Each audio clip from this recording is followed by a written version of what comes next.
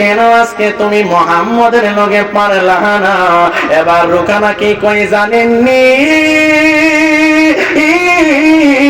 রুকানা ডাক দিয়া কয়, ও জগতের মানুষেরা, যেদিন আমি মুহাম্মদের লগে চ্যালেঞ্জ করছিলাম ওই দিনের মুহাম্মদ আর আজকের খেলার দিনের মুহাম্মদ এক না।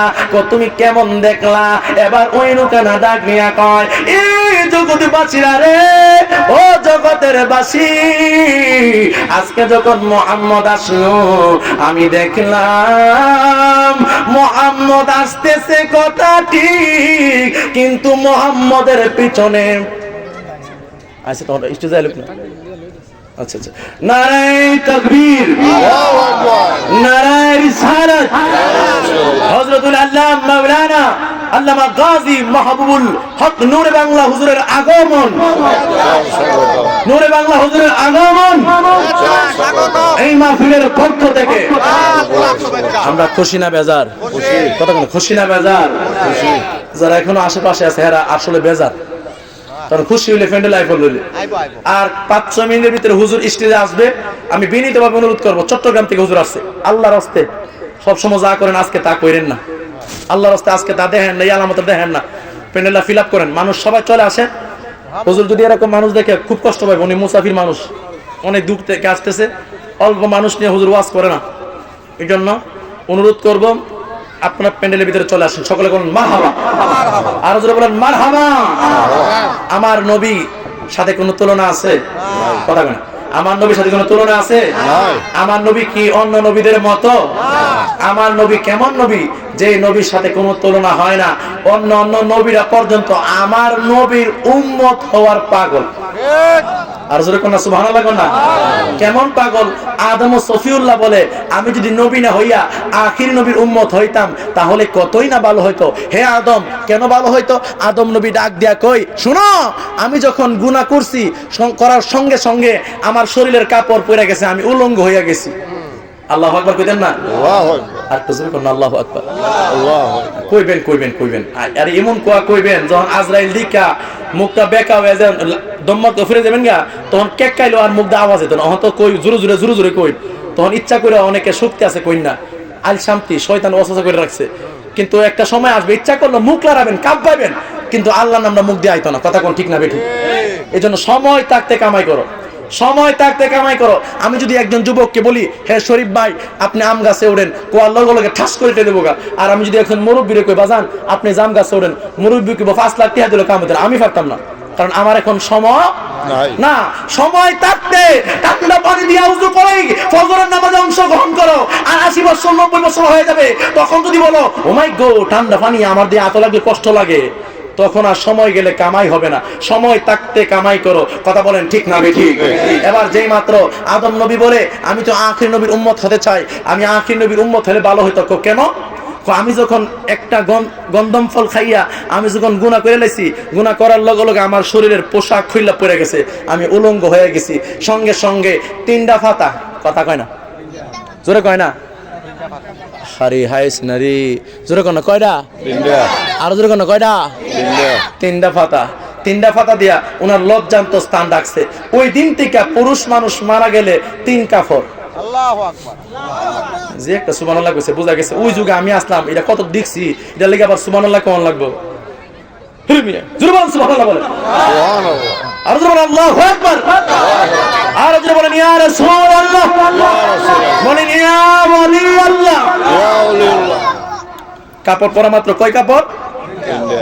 3টা ফাতা দিয়া ওনার লজ্জান্ত স্থান শরীয়ত ডাকছিল। ওই দিন থেকে মানুষ পুরুষ মানুষ মারা গেলে 3 কাপড়। এই শাহপুরের মানুষ শুনে যাও, ও বন্ধুরে, এই দেখবি যে আদম নবীর কাপড় পরছে, হাওয়ার কি কাপড় আসেনি? না না না, হাওয়া আলাইহিস সালাতু ওয়াস সালামের কাপড়গুলো পয়রা গেছে। এ বন্ধুরে, ওই হাওয়া সঙ্গে সঙ্গে ওনার লাগছে 5টা কাপড়। চিল্লি দিয়া মহব্বতে কন্যা আল্লাহু আকবার।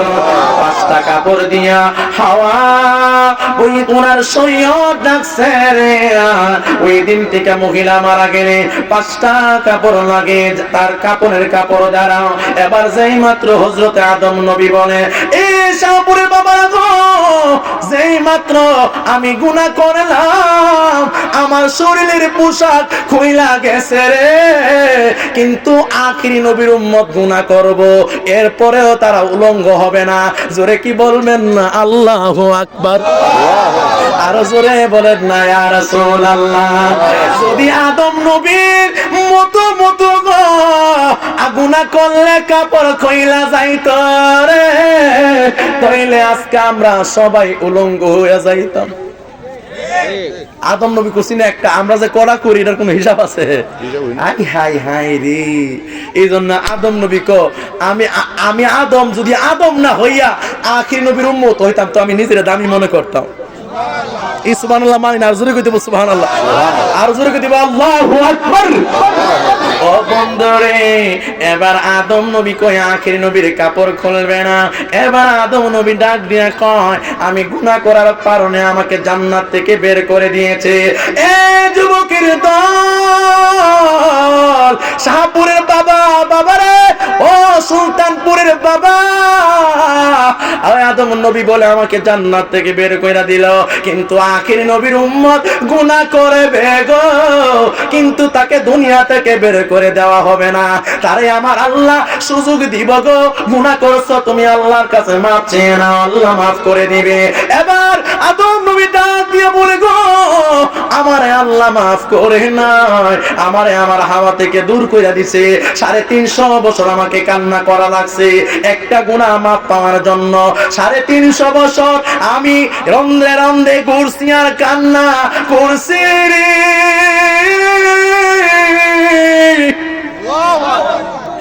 কিন্তু আদম আখিরি নবীর উম্মত গুনাহ করবে রে, কিন্তু 350 বছর কান্না লাগবে না। আমার আল্লাহ তাআলার দরবারে যখনই তাওবা করবে, আল্লাহ রাব্বুল আলামিন তার জীবনের গুনাহগুলি ক্ষমা কইরা দিব। জোরে জোরে কন্না আল্লাহু আকবার। এবার যেই মাত্র আদম নবী গুনাহ করলো, এই গুনাহ ক্ষমার জন্য আরাফাতের ময়দানে একসাথে হইয়া আসমানের দিকে তাকাইয়া আমার নবীর নামের দোহাই দিল, লা ইলাহা ইল্লাল্লাহর সাথে মুহাম্মদ রাসূলুল্লাহ সাল্লাল্লাহু আলাইহি ওয়াসাল্লামের দোহাই দিল, দোহাই দিয়া ক্ষমা চাইলো। আসমানের দিকে তাকায়া দেখে লা ইলাহা ইল্লাল্লাহ, এর সাথে আরেকটা নাম আছে মুহাম্মদুর রাসূলুল্লাহ, লা ইলাহা ইল্লাল্লাহ, লা ইলাহা ইল্লাল্লাহ, লা ইলাহা লা বলো লা ইলাহা ইল্লাল্লাহ, লা ইলাহা বলো লা ইলাহা বলো লা ইলাহা ইল্লাল্লাহ, আল্লাহ ও আল্লাহ আল্লাহ আল্লাহ আল্লাহ আল্লাহ আল্লাহ ও আল্লাহ বলো আল্লাহ মাশাআল্লাহ আল্লাহ আল্লাহ। সিলেটে শাহজালাল কাওয়া কায়েল গোমে গলিও কাওয়া, হযরত শাহজালাল কাওয়া কায়েল গোমে গলিও কাওয়া, হযরত শাহ ফরান কাওয়া কায়েল গোমে গলিও কাওয়া, যায় আজমির কা কায়েল গোমে গলিও কাওয়া, যায় আজমির কা। मान दिया हम जब दिल से कहना ला हजरत का अल्लाह ओ अल्लाह, बोलो अल्लाह ओ अल्लाह ओ अल्लाह ओ अल्लाह, हस्बे रब्बी जल्लल्लाह मा फी क़ल्बी गैरुल्लाह, हस्बे रब्बी जल्लल्लाह मा फी क़ल्बी गैरुल्लाह। नूर मोहम्मद सल्लल्लाह, बोलो नूर मोहम्मद सल्लल्लाह, बोलो ला इलाहा इल्लल्लाह, अल्लाह अल्लाह अल्लाह अल्लाह अल्लाह। आयल यौमे गुलियों का हजरत केल्ला बाबा का, आयल यौमे गुलियों का मजबन्ना दरबार का, आयल यौमे गुलियों का मजबंदर दरबार शरीफ का। मान दिया हम जब दिल से कहना अब्दुल मन्नान शाह अल्लाह ओ अल्लाह अल्लाह अल्लाह লা ইলাহা ইল্লাল্লাহ জোরে লা ইলাহা হাত লা ইলাহা ইল্লাল্লাহ লা ইলাহা ইল্লাল্লাহ লা ইলাহা ইল্লাল্লাহ বলো লা ইলাহা ইল্লাল্লাহ বলো লা ইলাহা ইল্লাল্লাহ আল্লাহ আল্লাহ আল্লাহ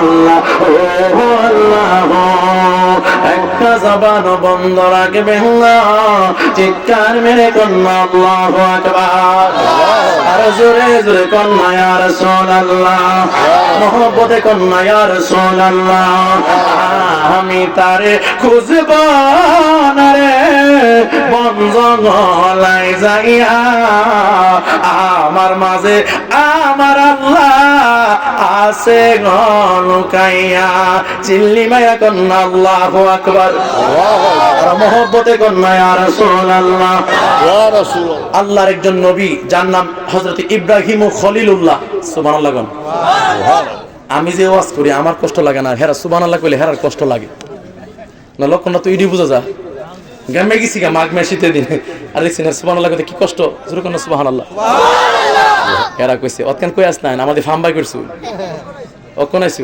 আর আমি 1.5 ঘন্টা আগে আইছি বাড়ির কাছে হেরা দিদি আর কোন সময় বসছে হেরা দাঁড়াই রইছে নূরে বাংলা আইলে নূরে বাংলা হুজুর আইলে বসবো সমস্যা নেই দাঁড়াই দেখেন এটা একটা সুন্দর হই কত আপনারা জান্নাতের বাগানে ভিড়তে না আর কি জান্নাতের বাগানের বাইরে এখনো আছে সমস্যা নেই আসেন আস্তে আস্তে আসবেন জোরে কর মারহাবা আচ্ছা একটা কথা কর মন থেকে এখন বাজান কোন আপনারা আসেন আর না আসেন নাজির ভাইয়ের কিন্তু টি হই 2-3 লাখ টাকা খরচ হয়েছে এই কথা আসতে পেলে মুনাফিক হয়ে যাবেন গা যদি জবান তাকে আওয়াজ তাকে চিল্লি মেরা বলেন কথা বলেন ঠিক না বলেন আরো জোরে বলো ঠিক কিনা বলো আপনারা শাহপুরবাসী আসেন আর না আসেন মাহফিলের সাপোর্ট দেন আর না দেন একটা মানুষ যাদেরকে নিয়ে মাহফিলটা করছে ওনার কিন্তু 3 থেকে 4 লাখ টাকা গেছে এখন আপনারা আসলে ওনার মনটা বর্ব কবরবাসী সব পাবে আর আপনারা না আসলে ওনার ব্যর্থতা উনি আর মাহফিল করতো না এরকম ভাবে আপনারা যদি এরকম অবস্থা দেখেন উনি করবে না মাহফিল কেমনে করবে কারণ দেখা গেছে উল্টা পাল্টা জিনিস করলে টেহা দিয়া বক্স আনলে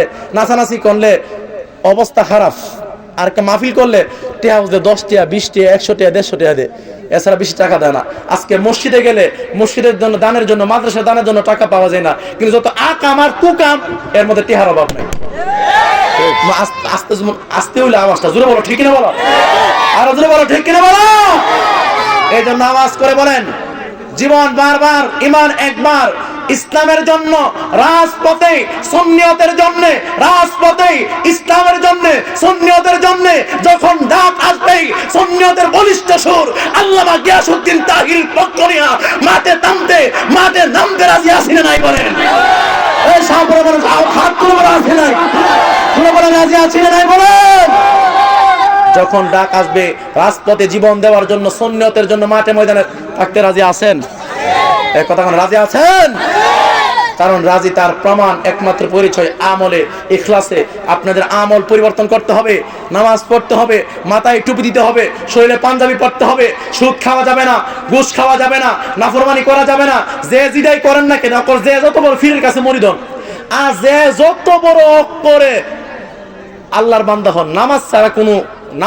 কোনো উপায় নাই বাজান নামাজ ছাড়া উপায় নাই ঠিক হুজুর যে যত ফিরের বড় ফিরের কাছে মরিদ হন নামাজ ছাড়া কোনো গতি নেই বাজান নামাজ চরণ লাগবে এটা আমি কোনোভাবে মাধ্যম পারতাম না আপনি পীর আপনি যদি নামাজ না পড়েন আপনি ভণ্ড এখন আওয়াজটা একটু জোরে কই দিব আপনি পীর যদি আপনি 5 ওয়াক্ত নামাজ না পড়েন আপনি একটা ভণ্ড যে মাজারের খাদেম আযান দেওয়া মাত্র নামাজ পড়বে না ওই মাজারের খাদেম গুলো ভণ্ড হাতরে বলা ঠিক না বলা আপনি আলেম আপনি ইমাম আপনি আলেম আপনি বড় মুফাসসির আপনি মুফতি আপনি মুহাদ্দিস আপনি যদি নামাজ পড়েন না আপনি কখনো সঠিক মুহাদ্দিস হতে পারেন না আপনি ভণ্ড কথা বলেন ঠিক না নারে তাকবীর নারে